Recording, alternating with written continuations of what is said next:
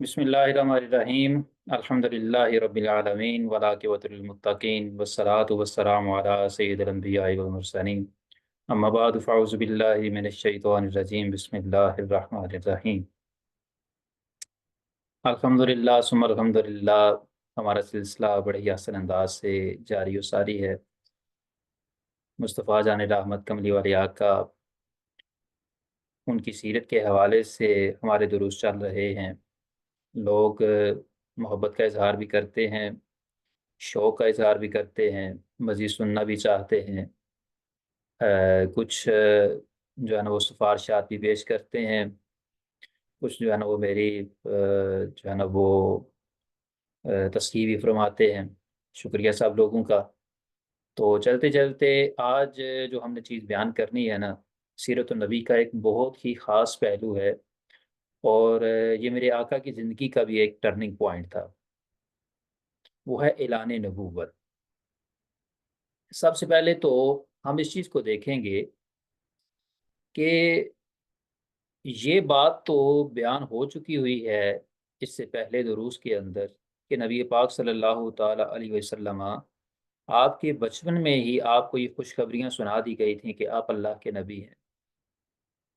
इसके अलावा मेरे आका की हदीस पाक बज़ाते खुद भी मौजूद है कि कुन्तु नबिय्यन व आदम बैन अर्रूहि वल जसद। और एक और हदीस पाक कुन्तु नबिय्यन व आदम बैन अल माइ वत्तीन, कि अभी आदम अलैहिस्सलाम का खमीर तैयार हो रहा था तो मैं उस वक़्त भी नबी था। तो ये बात तो कन्फर्म है कि मेरे आका 40 साल की उम्र के अंदर आपको नबूवत मिली नहीं है, आपने नबूवत का ऐलान फरमाया है। नबी तो आप उस वक़्त भी थे कि जब हज़रत आदम अलैहिस्सलाम का ख़मीर अभी तैयार किया जा रहा था। अभी इंसानियत की इब्तिदा ही नहीं हुई थी, मेरे आका उस वक़्त भी नबी थे। अब सवाल यहाँ पर ये पैदा होता है कि आका जब अपनी पैदाइश से पहले नबी थे, विलादत बासआदत से पहले नबी थे, तो विलादत के साथ ही क्यों नहीं ऐलान कर दिया गया? चले, बच्चा होता है, बच्चा सही अंदाज में मामलात अंजाम नहीं दे सकता, तो आया जब थोड़े से बड़े हो गए, लड़कपन के अंदर आ गए, कोई 10 साल उम्र होगी, उस वक़्त वो काम शुरू कर देते। आखिर ये ऐलान नबूवत 10 साल की उम्र में के अंदर क्यों नहीं हुआ? 15 साल की उम्र के अंदर क्यों नहीं हुआ? 20 साल, 25 साल जब शादी हो गई है, उसके बाद क्यों नहीं हुआ? 40 साल की उम्र के अंदर ही ये ऐलान नबूवत क्यों हुआ है? बड़ा ही लतीफ़ नुक्ता है, बड़ा खूबसूरत नुक्ता है। सीरत मुबारका का ये पहलू हमें देने जा रहा है। अज़ीज़ साथियों, हम लोग भी दावत का काम करते हैं, हम लोग भी तबलीग का काम करते हैं। नबी पाक सल्लल्लाहु अलैहि वसल्लम उन्होंने भी रब का पैगाम रब के बंदों तक पहुँचाना था। नबी कहते हैं कि जो अल्लाह और अल्लाह के बंदों के दरमियान में एक वास्ता होता है, अल्लाह की तरफ से खबरें लेके अल्लाह के बंदों तक पहुँचाता है।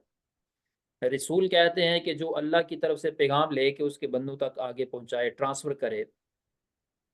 तो कार नबूवत तो पहले भी शुरू हो सकता था, लेकिन 40 साल की उम्र के अंदर क्यों हुआ? 40 साल तक इंतज़ार क्यों किया जाता रहा? कुरान मजीद की एक आयत मुबारक है कि अस्लुहा साबितुन व फ़रउहा फ़िस समा। इस आयत मुबारक की बड़ी तफासीर है। वहाँ पर एक ये तफसीर भी मौजूद है कि जिस दरख्त की शाखें जितनी गहरी होंगी ना, जिस दरख्त की शाखें जितनी मज़बूत होंगी ना, उस दरख्त की जिस दरख्त की जड़ें जितनी गहरी और मजबूत होंगी, उसकी शाखें उतनी ही ज़्यादा बुलंद होंगी। जितनी उसकी जड़ें मजबूत होंगी, उसकी शाखें उतनी ही आसमानों तक फैली हुई होंगी। ये एक बुनियादी फ़ॉर्मूला है कि बहुत स्ट्रांग वो ब्रांच है। हर बंदे को मद्देनज़र जो है ना वो रखना चाहिए। इस फ़ॉर्मूले से आगे पीछे हमें नहीं हटना चाहिए। अब ये फ़ॉर्मूला क्या बता रहा है? ये फ़ॉर्मूला हमें ये चीज़ दे रहा है कि नबी पाक सल्लल्लाहु ताला अलैहि वसल्लम आपकी जो ज़ाहरी हयात मुबारका है, उसके पहले 40 साल मेरे आका ने अपना लोहा मनवाया है। मेरे आका ने अपनी जड़ों को मज़बूत किया है। माशरे के अंदर आका ने अपना आप मनवाया है। जब अपना आप मनवा लिया, जब कुफ़ार को ये बात पता चल गई कि अब ये इंसान झूठ नहीं बोलता, कुछ भी हो जाए अमानत के अंदर खयानत नहीं करेगा। अब ये मोहम्मद बिन अब्दुल्ला ये सच्चा भी है, सादिक भी है और अमीन भी है। इसकी जुबान से निकली हुई बात कभी गलत हो ही नहीं सकती, झूठ बोल ही नहीं सकता। हमने 40 साल इसकी जिंदगी को देखा हुआ है। अब जब लोगों को इस बात का यकीन आ गया तो उसके बाद रब्बुल आलमीन ने ऐलान नबूवत करने का फरमा दिया आपको। तो ऐलान नबूवत 40 साल की उम्र के अंदर करने का मकसद ये था कि पहले ग्राउंड को तैयार किया जाए, पहले लोगों के अंदर अपनी जड़ों को, माशरे के अंदर अपनी जड़ों को मजबूत किया जाए। लोग आपकी बात को सुनने के लिए तैयार तो हो ना। फिर जब आप पहाड़ी के ऊपर चढ़ेंगे, चढ़ने के बाद ऐलान करेंगे कि लोगों, अगर मैं तुझे ये बात कहूं कि पहाड़ी की दूसरी तरफ से एक लश्कर आ रहा है जो तुम्हारे ऊपर हमला आवर होगा, तो मेरी बात का यकीन करोगे या ये कहोगे कि झूठ बोल रहा है? तो उस वक्त सारे के सारे कुरैश मक्का ने बोल बोल के कहा था, हमने हमेशा आपको सच बोलने वाला पाया है, हम आपकी बात के ऊपर कभी भी शक नहीं करेंगे, कभी भी आपको गलत नहीं करेंगे। अगर आपने कहा लश्कर आ रहा है तो हम मान लेंगे लश्कर आ रहा है। तो अजीज साथियों, 40 साल मेरे आका ने इस तरह अपनी जड़ों को मजबूत किया है। इस सीरत के इस पहलू के अंदर हमारे लिए भी एक बहुत बड़ा सबक है, बहुत बड़ा दर्स है। हम लोग जो है ना वो कुछ बनते हैं, तैयार होते हैं और उसकी आउटपुट जल्द ही देना शुरू कर देते हैं, अमली मैदान के अंदर जल्द ही बाहर निकल आते हैं। जब अमली मैदान के अंदर जल्दी बाहर निकलते हैं तो चूंकि हमारी जड़ें मजबूत नहीं हुई होती, तो हमारी शाहें जो है ना वो, हमारा तना हमारी शाहों का बोझ बर्दाश्त नहीं कर पाता, जल्दी से गिर जाता है। तो सीरत का ये पहलू हमें ये सबक दे रहा है कि अगर आपने अमली मैदान के अंदर निकलना है तो एटलीस्ट तकरीबन 40 साल तक जो है ना वो अपने आप को बिल्टअप करें, अपने आप को मजबूत करें, अपनी सलाहियतों को निखारें, माशरे के अंदर अपना लोहा मनवाएं। फिर उसके बाद आप जो भी काम करेंगे उस काम करने के अंदर अल्लाह बरकतें डाल देगा। तो अजीज साथियों, पहला सबक तो हमें सीरत पाक से ये मिलता है। दूसरे नंबर के ऊपर, हर बंदा लीडर बनना चाहता है, हर बंदा रहबर रहनुमा बनना चाहता है, हर बंदा कायद बनना चाहता है, हर बंदा तबलीग करना चाहता है, हर बंदा मुबालिग बनना चाहता है। तो अब उसके अंदर कौन कौन सी खसूसियात, कौन कौन सी सिफात है होनी चाहिए कि जो लेके तो बंदा आगे बढ़ सकता है? कौन कौन सी कायदाना सलाहियतें हैं कि सीरत मुबारक हमें उनका दर्स दे रही है? तो उन कायदाना सलाहियतों के अंदर दो चीज़ें सबसे बुनियादी हैं, उनमें से एक है सदाकत, एक है अमानत। मुस्तफ़ा जान रहमत सल्लल्लाहु अलैहि वसल्लम, आपने जब राहबरी शुरू की, आपने जब कौम की क़यादत संभालना शुरू की, जब ऐलान नबूवत फरमाया, तो उस वक़्त तक ये दो सिफ़ात मेरे आका की एस्टैब्लिश हो चुकी हुई थी। आका का सादिक होना, आका दो आलम सल्लल्लाहु अलैहि वसल्लम आपका अमीन होना। तो सीरत का ये पहलू भी हमें बताता है कि जो भी लीडर होना चाहिए, जो भी राहबर रहनुमा होना चाहिए, जो भी मैनेजर होना चाहिए, जो भी बॉस होना चाहिए, उसके अंदर ये दो क्वालिटीज़ जो है ना ये मस्ट होनी चाहिए। आप एचआर से अगर कोई ताल्लुक रखता है, तो वो जो है ना वो लोगों को हायर करने लगा है, वो किसी को जो है ना वो मैनेजमेंट की सीट के ऊपर बैठाना जा रहा है, तो अब मैनेजमेंट की,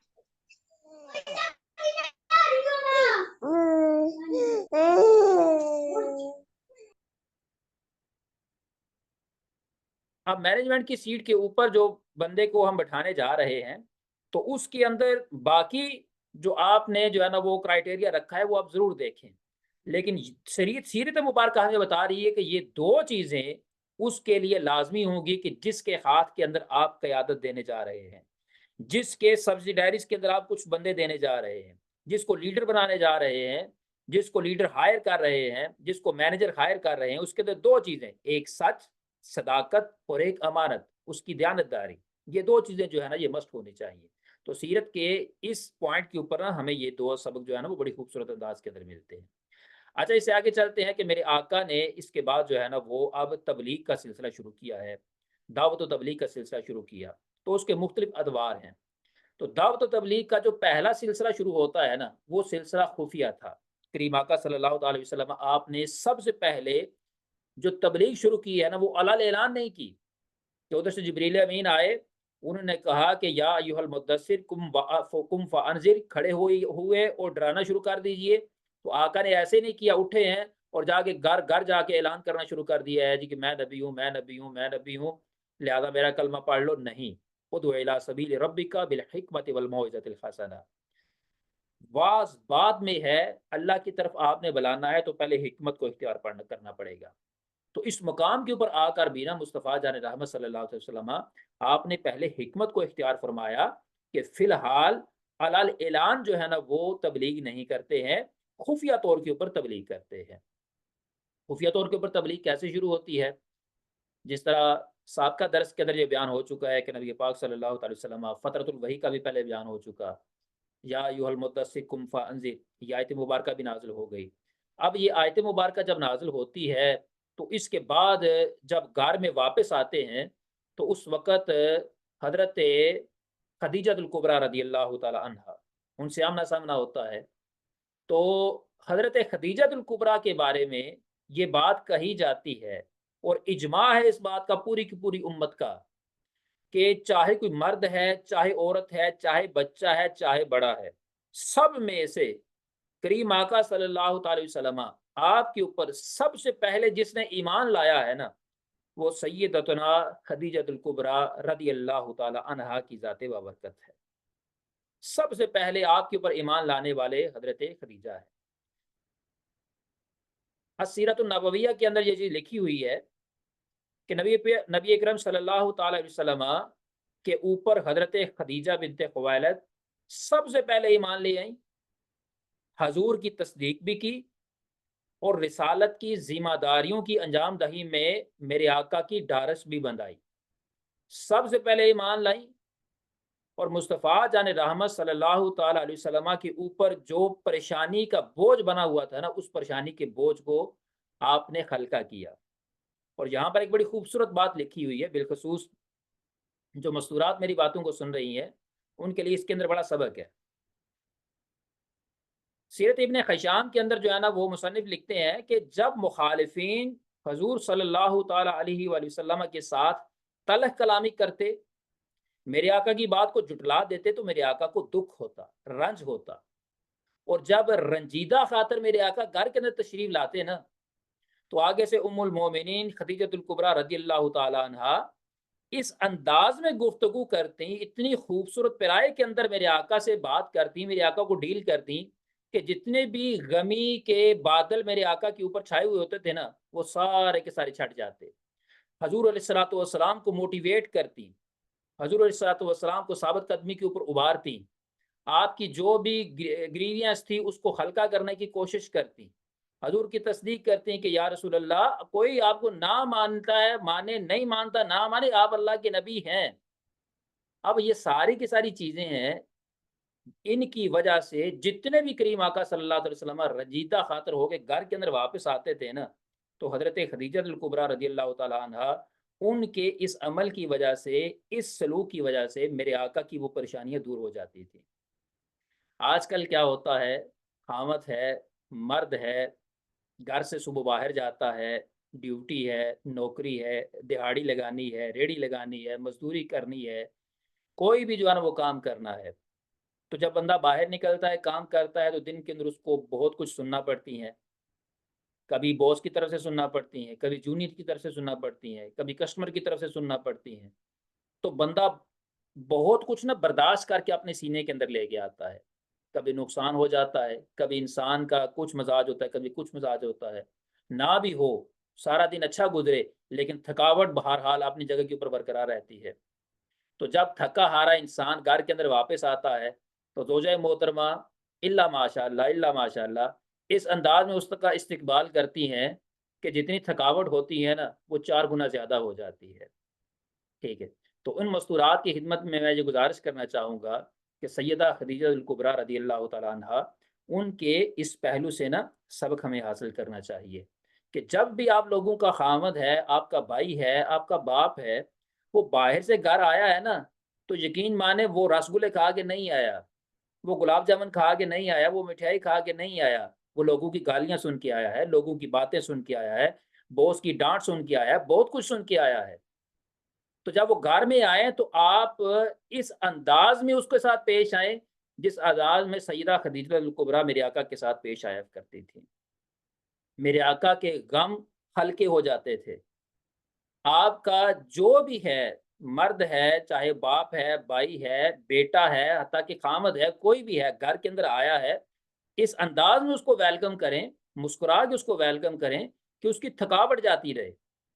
ये ना हो कि वो कहे कि मैं पहले ही थका हारा हूँ, लिहाजा मुझे घर जाने की ज़रूरत नहीं है, मैं जितना टाइम बाहर स्पेंड कर लूँ ज़्यादा बेहतर है, जब सोना हुआ तो घर जाके आराम से सो जाऊँगा। इस तरह आपका हामद ना कहे, इस तरह आपका भाई, बेटा ना कहे कि हमें घर जाके सुनना पड़ेगी, हमारा बर्डन डबल हो जाएगा, लिहाजा हम बाहर ही वक़्त गुज़ार के आ जाते हैं। बल्कि उनके दिल के अंदर ये हो, यार मैं थका हारा हूँ, कोई है जो मेरी ढाढ़स बंधाने वाला है, मैं फ़ौरी तौर के ऊपर घर जाऊँ, ताकि मेरा ये बोझ जो है ना, ये हल्का हो जाए।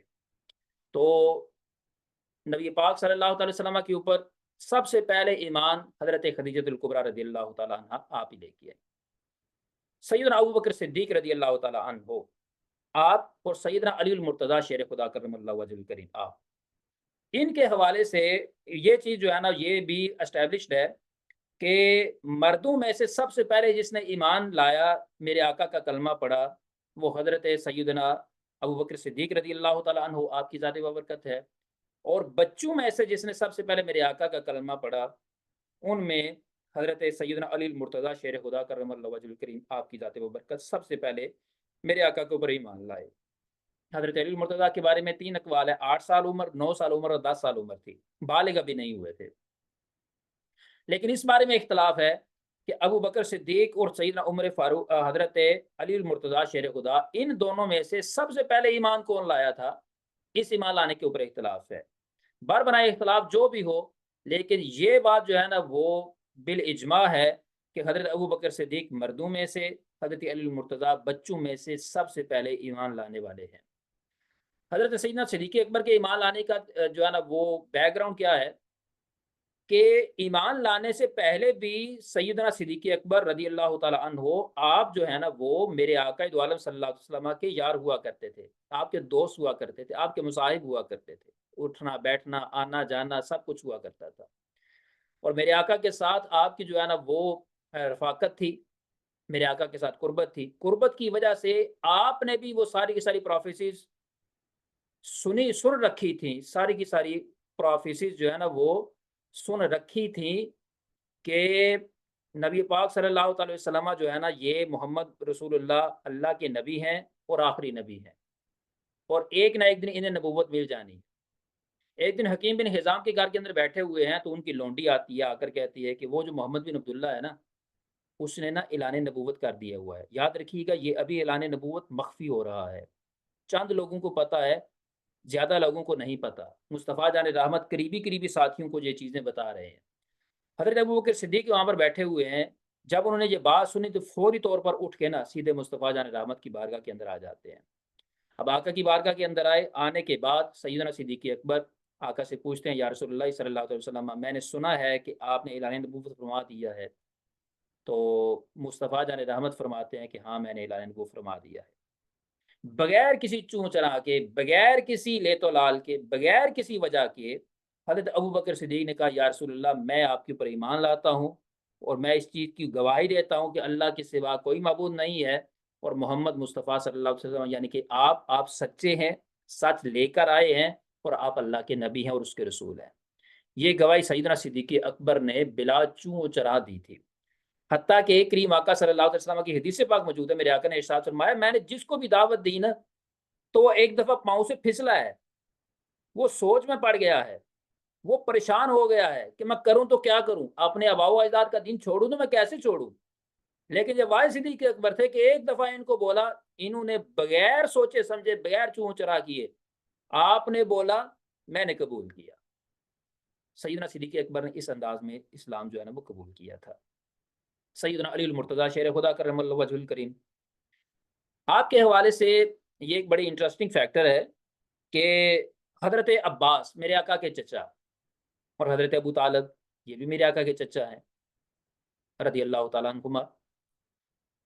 एक दिन ना मेरे आका दो आलम सल्लल्लाहु अलैहि वसल्लम हज़रत अब्बास अपने चचा के पास जाते हैं, जाकर कहते हैं कि ए चचा जान, हज़रत अबू तालिब जो हमारे चचा है ना, आपके जो भाई है ना, उनके फाइनेंशियल हालात जो है ना वो इतने मजबूत नहीं है। फाइनेंशियल हालात उनके जो है ना वो कमज़ोर हैं। तो उनके 4 बेटे हैं, तो ऐसा करते हैं कि एक बेटा आप रख लीजिए, एक बेटा जो है ना वो मैं रख लूँगा। तो इस तरह ना हमारे मेरे चचा और आपके भाई का बोझ जो है ना वो कुछ ना कुछ हल्का हो जाएगा। तो हज़रत अब्बास भी और हज़रत मोहम्मद मुस्तफ़ा सल्लल्लाहु अलैहि वसल्लम आप जाते हैं। मेरे आका की शादी हो चुकी है, खदीजतुल कुबरा आपके घर के अंदर हैं। खदीजा का माल उन्होंने जो है ना वो मेरे आका के कदमों के ऊपर निछावर कर दिया हुआ है। अब मेरे आका की ये पोज़ीशन थी कि आप किसी को जो है ना वो अडॉप्ट करना चाहें तो कर सकते थे। तालिब, अकील, जाफ़र और अली, ये 4 बेटे थे हज़रत अबू तालिब के। तो अब जब हज़रत अबू तालिब से ये बात की जाती है तो उन्होंने बोला कि तालिब और अकील को मेरे पास रहने दो। हाँ, जाफ़र और अली जो है ना, इनको आप अगर लेना चाहें तो आप लेके जा सकते हैं। तो हज़रत जाफ़र को हज़रत सैयदना अब्बास रज़ियल्लाहु तआला अन्हु वो अपने साथ लेकर गए और हज़रत अली मुर्तज़ा को, शेर खुदा को, करमल्लाहु वजहुल करीम को, बच्चे थे, सबसे छोटे भाई थे। इनको मुस्तफ़ा जान रहमत अपने घर के अंदर ले आते हैं। अब घर के अंदर आ गए, वक़्त गुज़रा, ऐलान नबूवत हो गया। ऐलान नबूवत के साथ हज़रत अली मुर्तज़ा शेर खुदा करमल्लाहु वजहुल करीम, उनको मेरे आका दो आलम सल्लल्लाहु तआला अलैहि वसल्लम आप जो है ना वो दावत देते हैं इस्लाम की। हज़रत अली मुर्तज़ा के बारे में ये रिवायत आती है कि पहले तो थोड़ी-सी रिलक्टेंस फ़ील करते हैं, लेकिन एक रात गुज़रने के साथ ही आप फ़ौरी तौर के ऊपर कलमा पढ़ लेते हैं। बच्चों में से सबसे पहले कलमा आपने पढ़ा। जब ऐलान नबूवत हुआ ना तो उस वक़्त 2 नमाज़ें सिर्फ़ फ़र्ज़ थीं। नबी पाक सल्लल्लाहु तआला अलैहि वसल्लम आप जो है ना वो हज़रत ख़दीजतुल कुबरा और हज़रत अली मुर्तज़ा के साथ जो है ना वो नमाज़ें पढ़ा करते थे। एक दिन हज़रत अबू तालिब इस चीज़ को देख लेते हैं और देखने के बाद अपने बेटे से भी पूछते हैं और अपने भतीजे मुस्तफ़ा जान रहमत सल्लल्लाहु अलैहि वसल्लम उनसे भी पूछते हैं कि ये आपने कौन-सा दीन इख्तियार कर लिया है? मुस्तफ़ा जान रहमत वज़ाहत पेश करते हैं। वज़ाहत पेश फ़रमाने के बाद आप जो है ना वो दावत इस्लाम देते हैं, दावत तबलीग देते हैं। तो हज़रत अबू तालिब फ़ौरी तौर पर उसको एक्सेप्ट नहीं करते। कहते हैं कि मेरे लिए मुश्किल है कि मैं अपने आबा व अजदाद का दीन छोड़ूँ। मेरे लिए मुश्किल है। लेकिन ये बात ज़रूर है कि तुझे मैं तकलीफ़ पहुँचने नहीं दूँगा। जो भी तेरे ऊपर आएगा, तेरे ऊपर हमला करेगा, कुछ भी करेगा, उसके रास्ते में सबसे पहली रुकावट मैं हूँगा। तो हज़रत अली मुर्तज़ा शेर खुदा आपका ईमान लाने का वाक़या कुछ इस तरह से है। यहाँ पर एक और चीज़ मैं बयान करता चलूँ। एक होता है अस्साबिकून अल अव्वलून, पायनियर लोग होते हैं, जो कि सबसे पहले आपका साथ देने वाले होते हैं। कोई भी है, कोई काम शुरू करने लगा है, तो जो सबसे पहले उसके साथ लगे होंगे ना, तो उसको उनकी कदर जो है ना वो बहुत ज़्यादा होगी। और यही चीज़ मुस्तफ़ा जान रहमत सल्लल्लाहु तआला अलैहि वसल्लम आपकी सीरत मुबारका भी ये सबक जो है ना वो हमें देती है। हज़रत खदीजतुल कुबरा, हज़रत अबू बकर सिद्दीक़ रज़ियल्लाहु तआला अन्हो, ये मेरे आका के वो सहाबा हैं जो कि पायनियर सहाबा हैं। ये पायनियर मुस्लिमीन हैं। ये इन्होंने सबसे पहले मेरे आका का कलमा पढ़ा, सबसे ज़्यादा मेरे आका का साथ दिया और उस वक़्त साथ दिया जिस वक़्त कोई भी नहीं था। अब मेरे आका इनकी वफ़ाओं के साथ जो है ना वो बदला किस अंदाज़ में दे रहे हैं, हज़रत आयशा सिद्दीक़ा रज़ियल्लाहु तआला अन्हा, आप जो है ना वो मेरे आका की सबसे ज़्यादा महबूबा बीवी थी। सहाबी अर्ज़ करते हैं या रसूलल्लाह सल्लल्लाहु अलैहि वसल्लम के अय्युन नास अहब्बु इलैक, लोगों में से किसके साथ आप सबसे ज़्यादा मोहब्बत करते हैं? आप इरशाद फरमाते हैं मैं आयशा से मोहब्बत करता हूँ। हदीस को मैं मुख्तसर करता हूँ। जिस आयशा से आप सबसे ज़्यादा मोहब्बत करते हैं, उस आयशा के पास मेरे आका जब भी बैठते हैं ना, तो खदीजा के ही तज़किरे होते हैं। उस आयशा के पास जब भी मेरे आका बैठते हैं, तो खदीजा का ही तज़किरा करते हैं। अम्मा आयशा सिद्दीक़ा एक दिन खुद इरशाद फरमाती हैं कि मैंने नबी पाक सल्लल्लाहु अलैहि वसल्लम की खिदमत में अर्ज़ कुना हुई, या रसूल अल्लाह, वो एक उधेड़ उम्र औरत थी, उनके आप हर वक़्त तज़किरे करते रहते हैं, हर वक़्त तज़किरे करते रहते हैं। इतनी खूबसूरत, खूबरू अल्लाह पाक ने आपको बीवियाँ अता की हुई हैं, आप इनका तज़किरा क्यों नहीं करते? तो मुस्तफ़ा जान रहमत जलाल फरमाया। आपने जलाल फरमाया और जलाल फरमाने के साथ कहते हैं कि खदीजा वो है कि जब मेरे साथ कोई भी नहीं था तो वो मेरे साथ खड़ी हुई। खदीजा वो है जिसने अपना माल मेरे कदमों के ऊपर निछावर किया। खदीजा वो है कि जिससे अल्लाह पाक ने मुझे औलाद अता फरमाई है। खदीजा वो है कि जो मेरे सामने ढाल बांध के खड़ी हो गई थी। तो उसके बाद हम आयशा सिद्दीक़ा फरमाती हैं कि उसके बाद ना मैंने कभी भी सईदा खदीजतुल कुबरा के बारे में बात नहीं की थी। कहने का मतलब ये है कि जो आपका पहला साथी है, जब कोई आपके साथ ना हो तो जो उस वक़्त आपके साथ लगे, उसका हक ज़्यादा बनता है। मुस्तफ़ा जान रहमत ने हक अदा करके दिखाया है। सैयदना अबू बकर सिद्दीक़ की बात ले लें, बुखारी शरीफ के अंदर हदीस पाक है। एक दिन करीम आका सल्लल्लाहु अलैहि वसल्लम तशरीफ़ फरमा है, हज़रत अबू दरदा पास बैठे हुए हैं और वो इस हदीस को रिवायत करने के अंदर मैं का आका के पास बैठा हूँ। सैयदना अबू बकर सिद्दीक़ आते हैं। उनके आने का ना जो अंदाज़ था ना वो बड़ा मुख्तलिफ सा था, बड़ा अजीब सा था। मेरे आका ने देखा ना तो देख के कहते हैं, सिद्दीक़ लगता है किसी से लड़ के आए हो। अर्ज़ करते हैं, या रसूलल्लाह सल्लल्लाहु अलैहि वसल्लम, उमर बिन खत्ताब से लड़ाई हो गई है। किसी वजह से तू तकरार हो गई, लड़ाई हो गई। उमर बिन खत्ताब रज़ियल्लाहु तआला अन्हु उनसे लड़ाई हो गई। तो गलती मेरी थी, मैंने जो है ना वो कुछ सख्त लफ्ज़ बोल दिए। अब सख्त लफ्ज़ बोले हैं तो बोलने के बाद मुझे अपनी गलती का एहसास हुआ। तो मैंने फ़ौरी तौर पर ना उमर के पास जाता हूँ, जाकर कहता हूँ, उमर मुझसे गलती होगी, मुझे माफ़ फ़रमा दे। तो उमर बिन खत्ताब जलाली थे, वो कहते हैं मैं तो माफ़ नहीं करूँगा। अच्छा, उधर से मायूस हो गए तो सीधे आका आपके पास आ गया हूँ। अब उधर से घर के अंदर उमर बिन खत्ताब जो है ना, उन्होंने भी मेरे आका का कलमा पढ़ा था, मेरे आका ने उनकी तरबियत की थी। उमर बिन खत्ताब जो है ना वो भी हज़रत अबू बकर सिद्दीक़ के हवाले से ना कहते हैं कि यार मुझे माफ़ फ़रमा देना चाहिए। चलें जाके राज़ी हो जाते हैं। सिद्दीक़ अकबर के घर के अंदर जाते हैं, मुख्तसर करता हूँ। पता किया नहीं है, वो भी सीधे आका की बारगाह के अंदर आ गए। अब सिद्दीक़ अकबर पहले आ गए हैं, हज़रत उमर बिन खत्ताब बाद में आए हैं। जब सैयदना उमर बिन खत्ताब आए हैं, तो मेरे आका का चेहरा मुबारक गुस्से से, जलाल से सुर्ख हो जाता है। हज़रत अबू दरदा फरमाते हैं कि जब आका का चेहरा सुर्ख होता है, तो सैयदना अबू बकर सिद्दीक़ समझ जाते हैं कि अब उमर की खैर नहीं है। अब अगर मुस्तफ़ा जान रहमत की ज़ुबान से कुछ निकल गया ना, तो उमर जाता रहेगा। हालाँकि सिद्दीक़ अकबर, उमर बिन खत्ताब आपस के अंदर जिगरी यार भी थे। जिगरी यारों के अंदर लड़ाइयाँ हो जाती हैं। तो फौरी तौर पर सिद्दीक़ अकबर कदमों घुटनों के बल गिर जाते हैं और क्या अर्ज़ करते हैं, या रसूल अल्लाह सारी गलती मेरी थी। मैंने ही ज़्यादती की है, सारा कुछ मैंने किया है, उमर ने कुछ नहीं किया है, इसको कुछ ना कहिएगा। तो यानी कि देखें उधर से अपने दोस्त की सिफ़ारिश भी हो रही है। ये है अशिद्दाउ अलल कुफ़ार रुहमाउ बैनहुम, सहाबा आपस के अंदर बड़े नरम दिल, बड़े रहम दिल हुआ करते थे।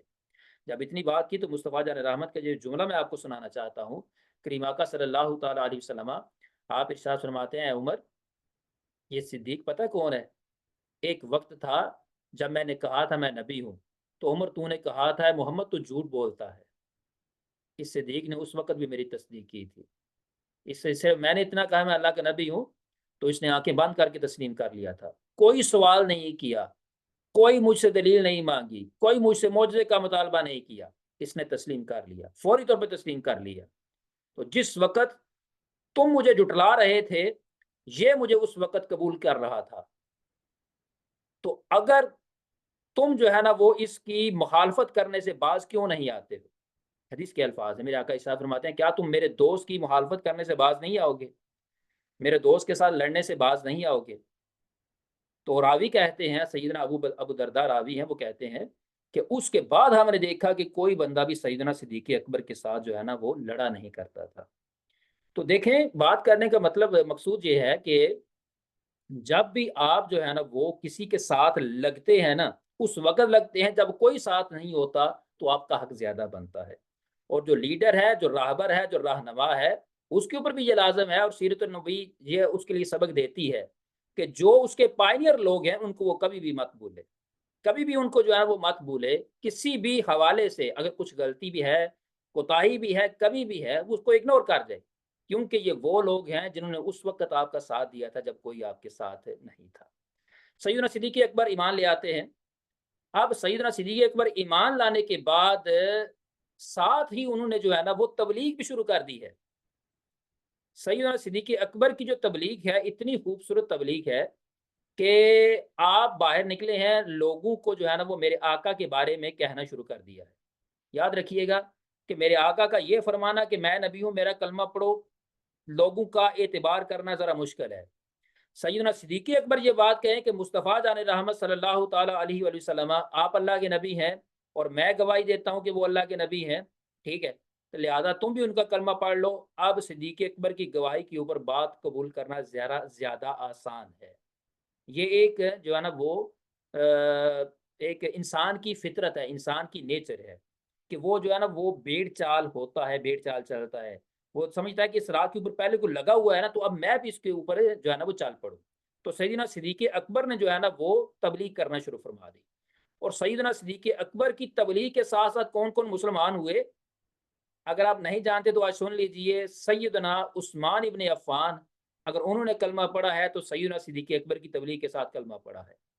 हज़रत ज़ुबैर इब्न अव्वाम, ये नबी पाक सल्लल्लाहु अलैहि वसल्लम की जो फूफी है ना, हज़रत सफ़िया बिन्त अब्दुल मुत्तलिब, उनके बेटे थे। इन्होंने 12 से 15 साल की उम्र के अंदर कलमा पढ़ा है, तो हज़रत अबू बकर सिद्दीक के कहने के ऊपर कलमा पढ़ा है। हज़रत अब्दुर्रहमान बिन औफ, ये बहुत मालदार सहाबी थे, बहुत मालदार सहाबी थे, ठीक है। अशरा मुबशरा में से थे। हज़रत फ़ारूक आज़म रज़ी अल्लाह तआला अन्हु, उन्होंने जब अपने बाद एक मजलिस शूरा बनाई थी ना, कि जो कि उनके बाद खलीफा को मुंतखब करेगा, तो उसके मेंबर भी थे। तो अब अब्दुर्रहमान बिन औफ, इन्होंने जो है ना वो कलमा पढ़ा है, तो सैयदना सिद्दीक़ अकबर की दावत के ऊपर कलमा पढ़ा है। हज़रत साद बिन अबी वक़ास, 19 साल की उम्र के अंदर इस्लाम कबूल किया है। हज़रत अबू बकर सिद्दीक़ की दावत के ऊपर इस्लाम कबूल किया है, और ये भी अशरा मुबशरा में से हैं, ठीक।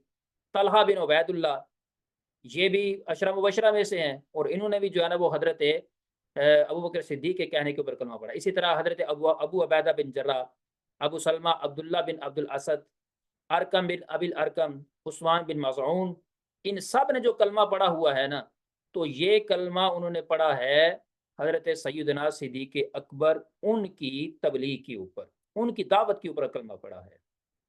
और यहाँ पर एक और बात बता दूँ, जिस वक़्त अभी जो दावत और तबलीग का काम हो रहा है ना, ये मख्फ़ी हो रहा है, ये पोशीदा हो रहा है, अभी ऐलान नहीं है। एक रिवायत के अंदर आता है कि 38 सहाबा मुस्तफ़ा जान रहमत का कलमा पढ़ चुके थे, बशमूल सहाबियात।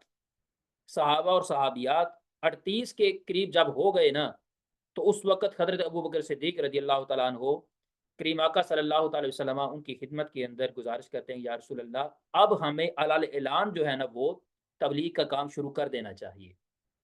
मेरे आका इरशाद फरमाते हैं कि अबू बकर, अभी हम तादाद के अंदर कम हैं, अभी नहीं।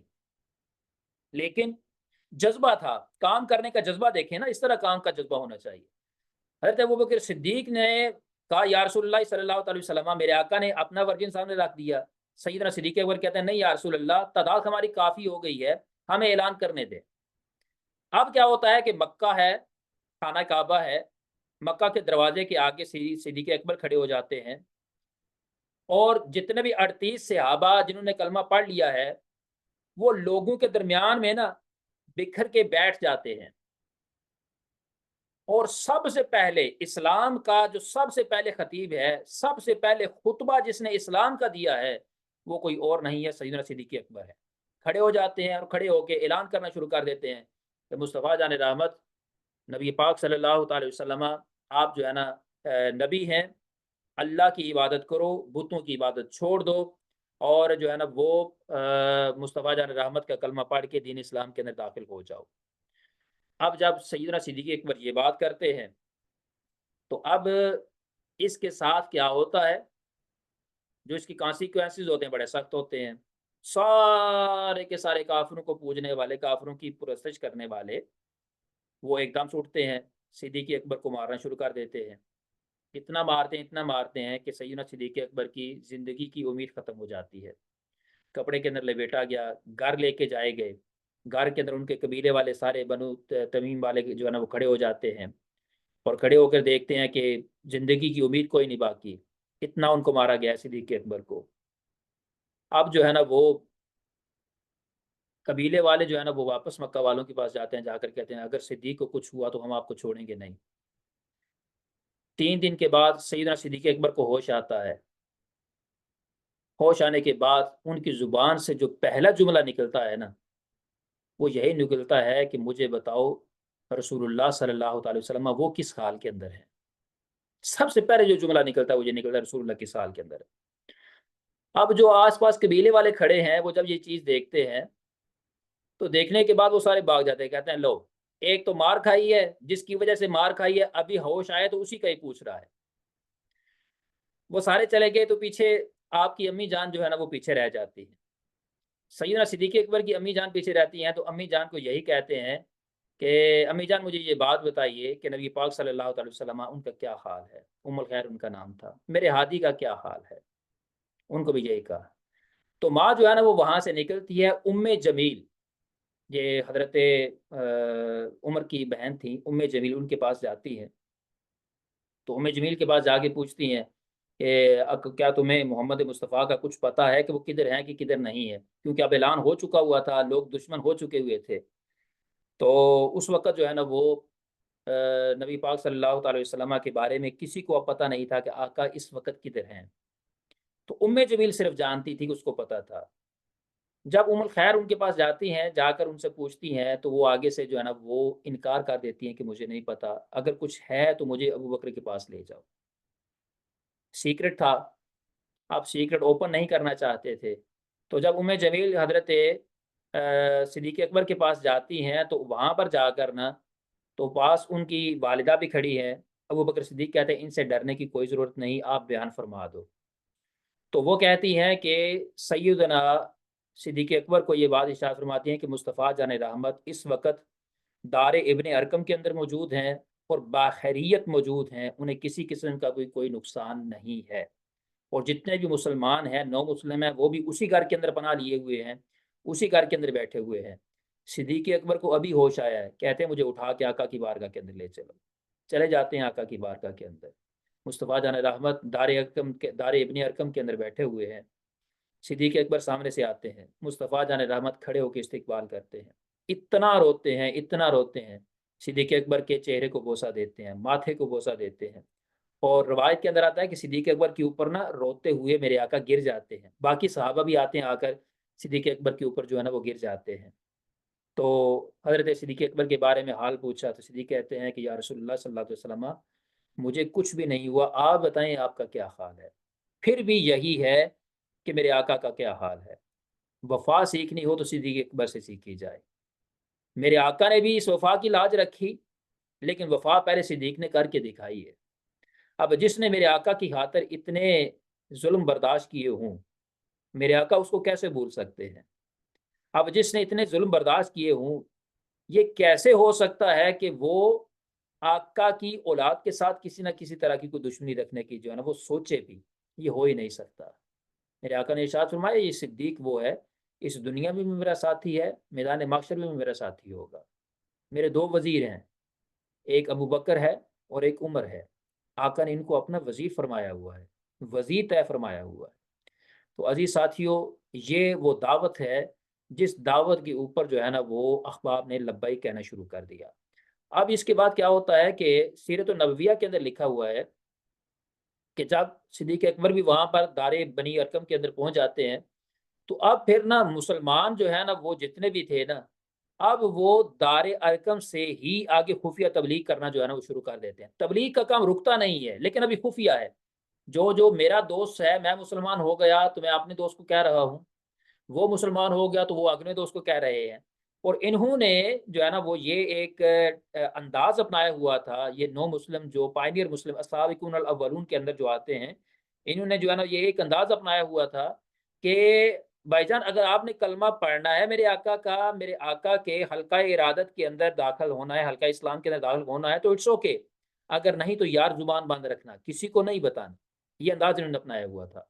और उम्मुल खैर जो हज़रत सैयदना अबू बकर सिद्दीक़ रज़ी अल्लाह तआला अन्हु उनकी माँ होती हैं, जब सिद्दीक़ अकबर उनके पास जाते हैं ना तो उनकी माँ भी उनके साथ होती है। तो सिद्दीक़ अकबर जो है ना वो करीम आका की बारगाह के अंदर उसको ना होते हैं, या रसूलल्लाह सल्लल्लाहु अलैहि वसल्लम, ये मेरी माँ है, आप दुआ फरमाइए अल्लाह इन्हें भी हिदायत अता फरमा दे, आप इन्हें भी तबलीग कीजिए। तो सैयदतुना उम्मुल खैर रज़ी अल्लाह तआला अन्हा, मेरे आका उनको दावत इस्लाम देते हैं और वो वहीं उसी वक़्त वहीं पे खड़े होकर ना इस दावत को कबूल कर लेती हैं। और इसके साथ-साथ फिर उसके बाद जो है ना वो हज़रत अब्दुल्ला बिन मसऊद रज़ी अल्लाह तआला अन्हु, ये अब जो खुफिया तबलीग शुरू हो रही है दारे बनी अरकम से, वक़्त बात को मुख्तसर करता हूँ। उसकी तबलीग के सिलसिले के अंदर जो है ना वो हज़रत अब्दुल्ला बिन मसूद वो ईमान लेके आए। याद रखिए अब्दुल्ला बिन मसूद एक फ़कीह सहाबी थे। फ़कीह सहाबी यानी कि सहाबा ने अगर किसी को फतवा लेना होता था ना तो हज़रत अब्दुल्लाह बिन मसूद से जाके लेते थे। हज़रत अबू ज़र गफ़ारी रज़ी अल्लाह तआला अन्हु, ये जितने भी जो मजज़ूबीन होते हैं ना, इनके सरबराह हज़रत अबू ज़र गफ़ारी हैं। इन्होंने भी इस्लाम कबूल किया हुआ है, तो जो है ना वो इसी दावत के जो बनी अरकम से खुफिया तौर पर हो रही है, उसी के जो है ना वो सिलसिले के अंदर इन्होंने अपना जो है ना वो इस्लाम कबूल किया हुआ है। हज़रत सुहैब ये रूम से हैं और किस्रा की हुकूमत के अंदर एक आला अफ़सर थे, इन्होंने इस्लाम कबूल किया। हिस्सीन बिन जो इमरान के वालिद थे, उन्होंने भी इस्लाम कबूल किया। इमरान ने भी वहीं पर इस्लाम कबूल किया। फिर इसके बाद अमर बिन उतबा अस्सलमी, आपने जो है ना वो ईमान लाए हैं, इस्लाम कबूल किया है, तो इसी इसना के अंदर ही जो है ना वो इस्लाम कबूल किया है। हज़रत हमज़ा, उन्होंने भी इस्लाम कबूल किया है, तो इसी इसना के अंदर ही इस्लाम कबूल किया है। ठीक, यानी कि जलीलुल कदर इसके साथ-साथ फिर जो है ना वो आ जाते हैं आखिर के अंदर मैं बयान करता हूँ, आपने अक्सर सुन रखा है कि हज़रत सैयदना उमर बिन खत्ताब रज़ी अल्लाह तआला अन्हु, उन्होंने इस्लाम कबूल किया, तो वो भी इसी इसना के दौरान ही उन्होंने जो है ना वो इस्लाम कबूल किया। तो अब ये पहला मरहला था कि जिसके अंदर जो है ना वो खुफिया तौर के ऊपर दावत का काम हुआ, तबलीग का काम हुआ। पायनियर लोगों के अंदर कौन-कौन शामिल थे? हज़रत सैयदना अबू बकर सिद्दीक़ रज़ी अल्लाह तआला अन्हु, हज़रत सैयदतुना खदीजतुल कुबरा रज़ी अल्लाह तआला अन्हा और सैयदना अली अल मुर्तज़ा करमल्लाहु वजहुल करीम। व आखिर दवाना अल हम्दुलिल्लाहि रब्बिल आलमीन।